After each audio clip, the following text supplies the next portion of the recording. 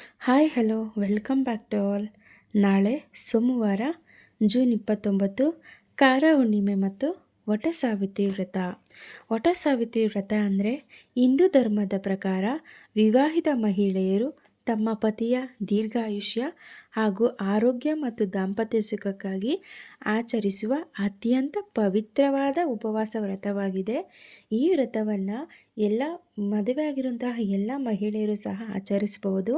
ಈ ವ್ರತ ಮಾಡಲು ಇರುವಂತಹ ಸಮಯ ಬೆಳಿಗ್ಗೆ 3 ಗಂಟೆಯಿಂದ ರಾತ್ರಿ 10:30 ಒಳಗೆ ನಾವು ಆಲದ ಮರಕ್ಕೆ ಪೂಜೆಯನ್ನು ಸಲ್ಲಿಸಬಹುದು.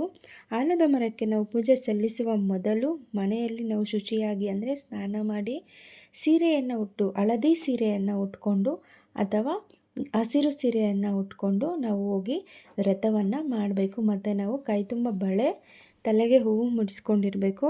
ನಾವು ಈ ರೀತಿ ಶೃಂಗಾರದಿಂದ ಹೋಗಿ ಅಲ್ಲಿ ವ್ರತವನ್ನು ಮಾಡಬೇಕು.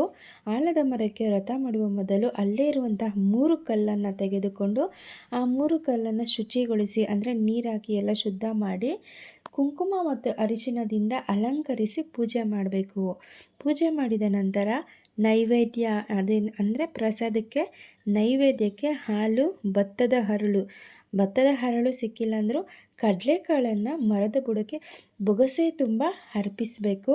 ಮತ್ತು ಎಷ್ಟು ಪ್ರದಕ್ಷಿಣೆ ಹಾಕಬೇಕಪ್ಪ ಆಲದ ಮರಕ್ಕೆ ಅಂದರೆ 9, 18, 24 ಅಥವಾ 108 ಸುತ್ತುಗಳ ಪ್ರದಕ್ಷಿಣೆ ಮಾಡುತ್ತಾ ಮರಕ್ಕೆ ಸುತ್ತಬೇಕು. ಮತ್ತು ನಾವು ಮರಕ್ಕೆ ಸುತ್ತಬೇಕಾದ್ರೆ ದಾರ ಅಥವಾ ಅರಿಶಿಣದಿಂದ ಇರುತ್ತಲ್ವ ಆ ದಾರದಿಂದ ಸುತ್ತೋದು ಇನ್ನೂ ಶ್ರೇಷ್ಠ ಆಗುತ್ತೆ. ನಾವು ಈ ವ್ರತ ಮಾಡೋದ್ರಿಂದ ಎಲ್ಲ ಗಂಡಂದಿರ ಆಯಸ್ಸು, ಆರೋಗ್ಯ ಮತ್ತು ಮನೆಯಲ್ಲಿ ಸಹ ನೆಮ್ಮದಿಯಿಂದ ಇರುತ್ತೆ. ಈ ವ್ರತವನ್ನು ಮದುವೆಯಾಗಿರುವಂತಹ ಎಲ್ಲ ಮಹಿಳೆಯರು ಮಾಡೋದರಿಂದ ತಮ್ಮ ಮನೆಯಲ್ಲಿ ಸುಖ ಶಾಂತಿಯನ್ನು ಕಾಣ್ಬೋದು. ಈ ವ್ರತ ಮಾಡೋದ್ರಿಂದ ಗಂಡ ಹೆಂಡತಿ ಮಧ್ಯೆ ಇರುವಂತಹ ಜಗಳ ಇರ್ಬೋದು, ತೊಂದರೆ ಇರ್ಬೋದು, ಎಲ್ಲವೂ ಸಹ ದೂರವಾಗುತ್ತೆ. ತುಂಬ ಖುಷಿಯಾಗಿರ್ತಾರೆ ಗಂಡ ಹೆಂಡತಿ. ಮತ್ತು ಈ ವ್ರತದಿಂದ ಮನೆಯಲ್ಲಿ ಹಣಕಾಸಿನ ಅಭಿವೃದ್ಧಿಯನ್ನು ಸಹ ಕಾಣಬಹುದು.